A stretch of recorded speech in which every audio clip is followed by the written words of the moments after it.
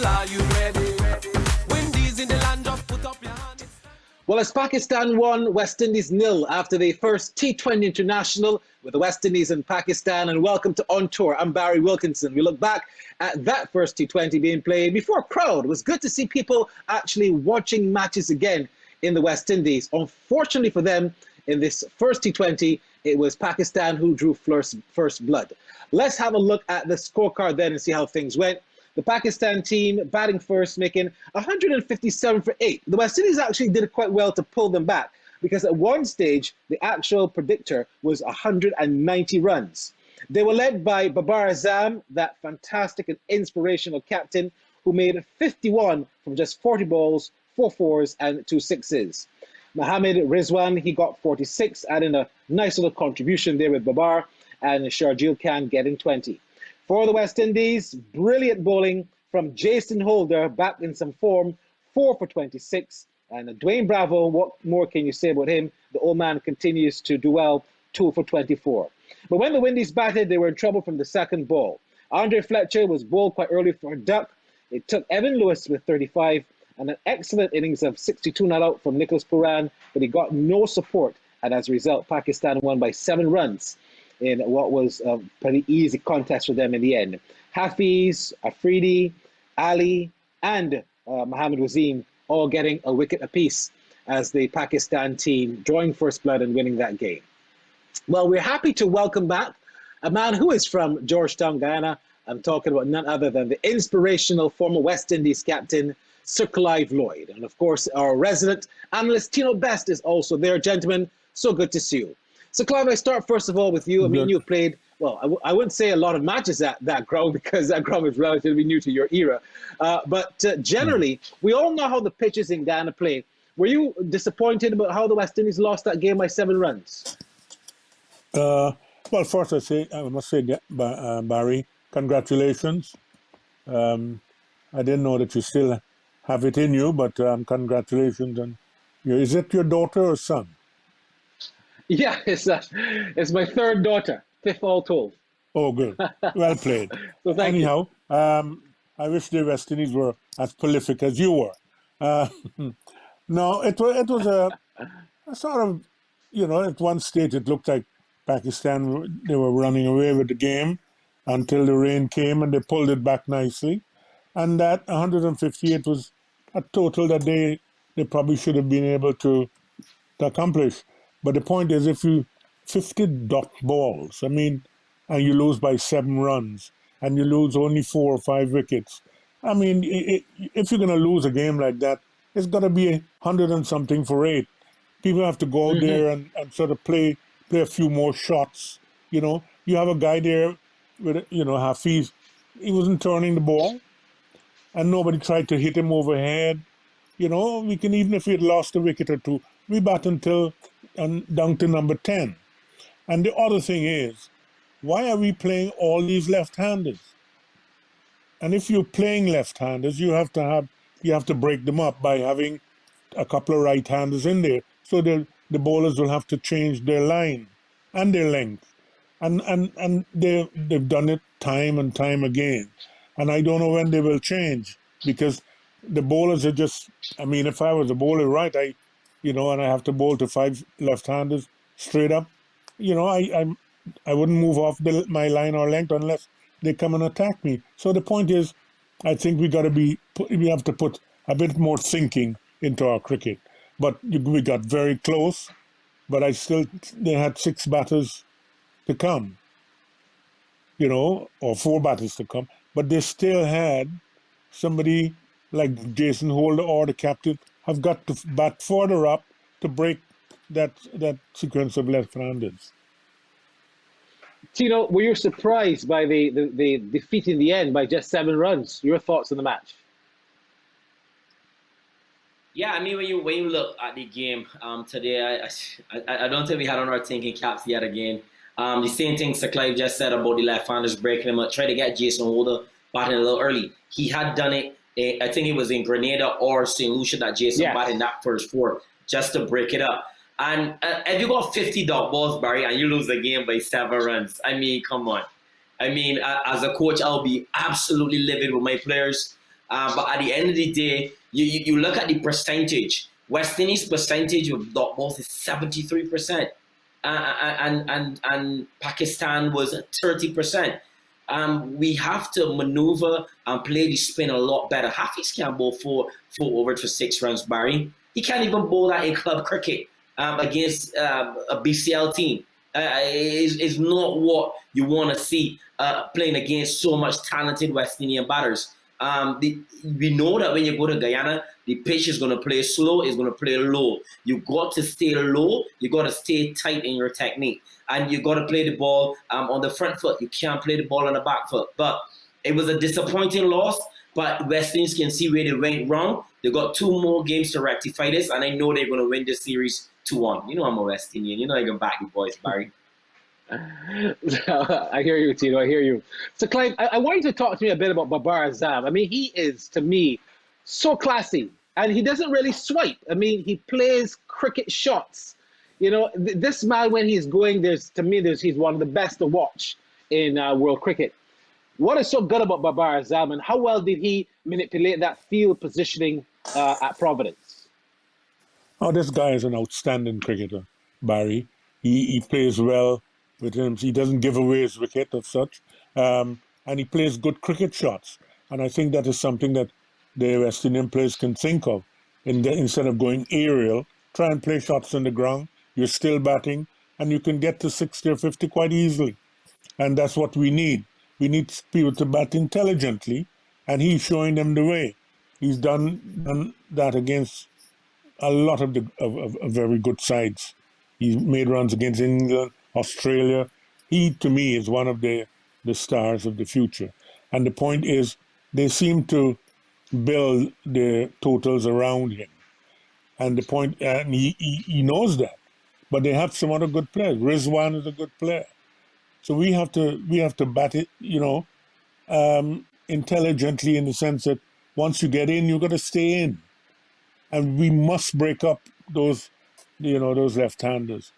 And I'm finding it difficult to understand why Gale is coming in at 3. If Gale is playing, he's got to open, or you get somebody else, another right-hander somewhere in there. Tino, we look at, I'm going to leave the fast bowling to you, Tino, because I was so impressed with how Jason Holder bowled. He's rebounded nicely because he has not been on top of his game recently, but he really bowled well. Talk me through those 4 wickets he got, Tino, best. Yeah, I thought Jason backed himself today, and that's what you want to see from a season campaign. He's been along for a long time now, and I mean, look, sometimes when you get too much rest, it can be detrimental to you and try to get back that rhythm. And I think he got back that rhythm today. Even when he was batting, he looked a lot better, and it was wonderful to see. And I know what Jason can do, play with him for a number of years. And look, he has such good bowlers around him to continue to build his confidence. He got Dwayne Bravo with him, who is arguably one of the best T20 bowlers ever. So he can continue to learn from Bravo as well, who I thought bowled beautifully as well. And they pull back that Pakistan total somewhat. But at the end of the day, Jason looks good. He looks like he's finding a little bit more, finding his rhythm, which is good. And as I said, I was doing an interview about fast bowling a couple of weeks ago. And for some bowlers, rhythm is very critical. Sometimes if their rhythm isn't going accordingly, they can find themselves out the starting 11. And that is what you need to do as a bowling coach. You got to make sure that your bowlers are in good rhythm, they are in good sync, and that's when you're going to get the best out of them. And I think Jason looked very sharp today. All right, when we come back on tour, we can look at where the Windies went wrong with the bat and see perhaps how that batting line might have been called wrong or the shot selection didn't go right. We'll come back with On Tour in just a second. It's time to jump up, people, are you ready? Windies in the land of put up. It's time to jump up, people, are you ready? Windies in the land of So welcome back to On Tour then. The West Indies chasing just 150 odd runs, weren't able to get there. They lost by some 7 runs. Let's have a look at their batting. So Clive, we've always said that Nicholas Pooran is one of the more exciting young players in the West Indies team, and he showed it today. But did he, not make the right moves to see the Windies home to victory, seeing that he came not out? Where did Pooran go wrong as you analyse his innings, and what did he do so right? Well, I think he batted very well, but intelligently. hit the ball, crisply, and it's obvious that he's a talent. There's no doubt about that. Very talented young man. But the point is, I still think we have 3 right-handers, and we must put them in the right order. We cannot have all those left-handers batting there. Somebody should have attacked Hafiz and try and hit him. So I don't know if it's left-hander or right-hander. And the point is, nobody can't. I agree with Tino. No, you can't bowl 4 overs for 6 runs. No, that shouldn't happen. He bowled 5 balls, and nobody played didn't lift the bat in anger. I don't understand why are they afraid to get out. We still had 4 or 5 batsmen left, and the point is that if you're losing, you can't lose 150 for 4 or 5. It's got to be 150 for 8. I've got to lose that in that manner. So somebody should have taken the mantle and sort of attack the off spinner as early as possible. Tino, to me, Evan Lewis is the best opening batsman right now in the West Indies. I really think he should be given a chance to play Test cricket. I'm sure he does want to. He's continued to be very consistent. He's also, for some reason, retiring hurt or retiring and coming back up to bat in every match now. Talk to me today about when he retired hurt. Is it a lack of fitness? What's going wrong? Well, Barry, go back to Sir Clay before I get to Evan. Sir Clay, listen, if I was batting, I would definitely be going for the windows, for sure. Against off spin. I love off spin. I agree with right, but yeah, man. But with Evan, Barry, look, I mean, he is one of the most talented young batters in the West Indies. He continues to show a little that temperament and stuff. But in terms of injuries, Barry, you can't really devolve in injuries and say, a player's injury prone or something. It just happens. I mean, he's a fit fella. I never heard anyone talking about him failing tests or anything like that, Barry. So I don't want to talk too much about his fitness level. I don't know. But he is a fighter. He should be given the opportunity to play Test cricket, given the circumstances and the times that we are in now with COVID. But right now he's batting well, and he just got to continue to be selective with his shot selection.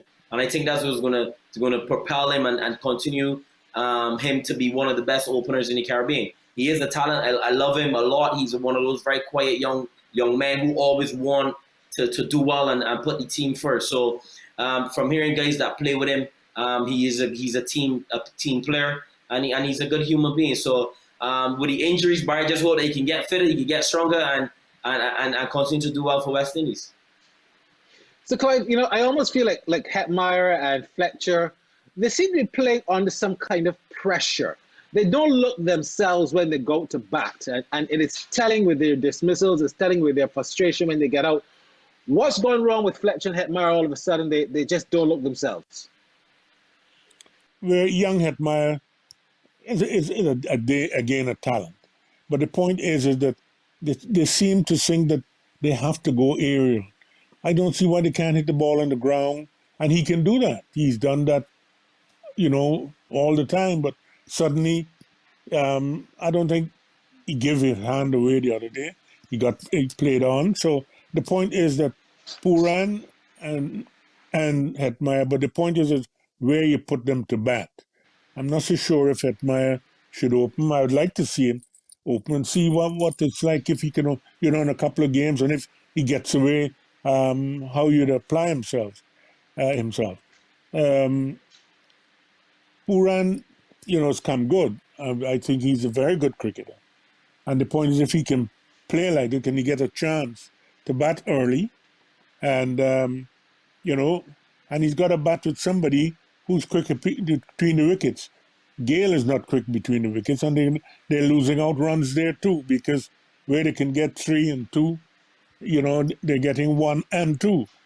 So it is a bit difficult in that respect. So when you're looking at a team, you have to look in all those departments. Who can run well together? Who's going to turn over the strike pretty well. And we have to start thinking of, it's like bowling 20-something no balls in a one day. It doesn't make sense.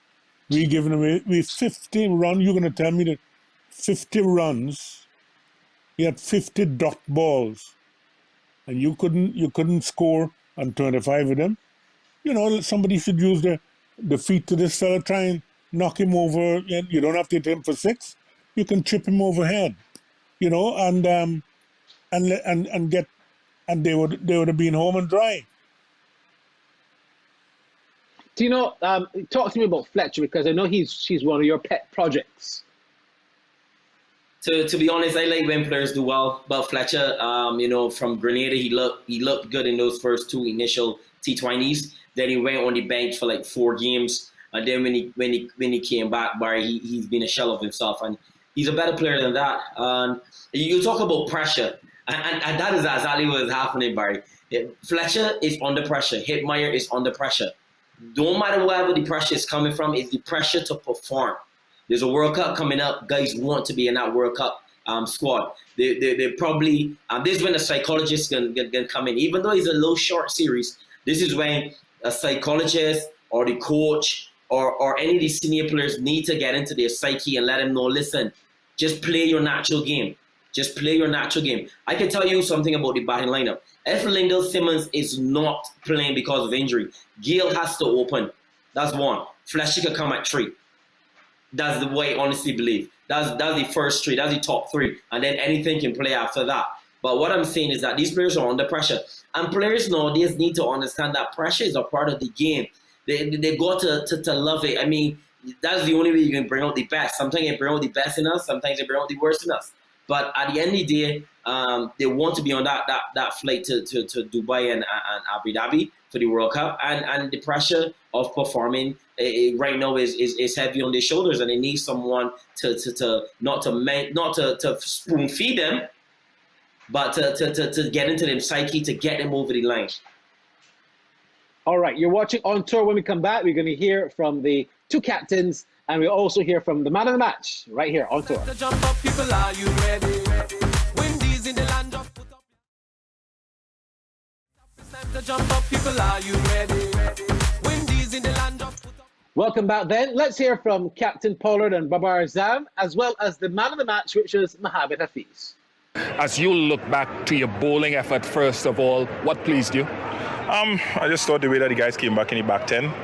Obviously, you know, we're staying down the barrel about 170 or 180 on a track like this. That would have definitely been too much. But I thought the way that the guys, you know, bounced back in that last 10 overs, I think it shows, you know, that we continue to be consistent, especially that part of the game. From a batting perspective, did the pitch change at all from the first innings into the second innings? No, not really. I just thought it dried out a bit, and that's it. That's some moisture early up. We got a bit of grip, you know, early up as well. A little bit of swing movement in the first couple overs. But to say that it changed, I don't think so. I just thought that they bowl well. They bowl wicket to wicket. They use the angles and they use the wicket a lot more. You know, Hafiz bowling, I think 4 overs for about 5 or 6 runs. You know, look back at that. If he could have gotten a couple more singles, a boundary here and there. But you know, having said that, I thought, you know, the guys really fought through, and you know, yes, we came out on the losing end, but you know, we talk about finding a way and fighting, and I thought in the middle period as well, I thought that was impressive. Baba, what is his sentiment on winning this first completed match of the series? बिल्कुल काफ़ी अच्छा लगा. Yeah, it was a nice victory, and though we were 10 to 15 runs short, but still our bowlers bowled very well, and I think we should give credit to our bowlers. After the rain. Mohamed, congratulations. Thank you. As economical a spell as you've bowled today, how pleasing is that for you? Well, definitely, I would love it, because you know, this is my first as a bowler only. So I believe this is something I wish I could do that, but still I believe like we put score on the board. That really help us, and we know the conditions will get a bit tougher for the batsman to score against spinner. So we I think executed our skills very well as a bowling unit. The spinners bowled very well, Shadab bowled very well, and then at the end I believe our pacers really backed that Yorkers very well. Like Shaheen bowled last over, Hassan bowled the last over. We were in a game like we thought like, you know, we should win this game. Great stuff then. Gentlemen, in 30 seconds, any changes for Sunday's game? I'll start with you first, Tino Best. Any changes you have in your 11 for Sunday? No changes, to be honest, Barry. Just the batting lineup. The captain and the coach, they have to make sure the batting lineup is right and think on their feet as well. I see it done a lot in CPL when certain bowlers are bowling, certain batsmen are running and back before the other player, and that's how you're going to get over the line.